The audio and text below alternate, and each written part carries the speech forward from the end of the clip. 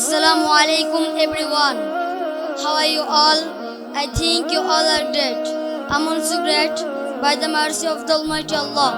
First of all, I would like to thank my honorable teacher for giving me the golden opportunity to introduce myself in front of everyone. Well, my name is Abir. I'm originally from Kumilla. Now I live at Vipara in Kumilla. I'm a student. I study in class 5 in Jamia Islamia Darul Quran. My father name is Kausar. He is a private employee. My mother name is Lipa. She is a homemaker who looks after our family. I have only one brother.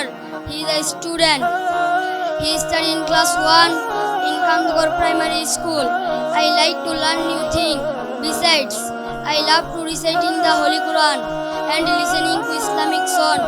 I dislike wasting time and using Facebook. In future, I would like to be a good teacher as well as a good human being. That's all about myself. Thank you, sir. Thank you all.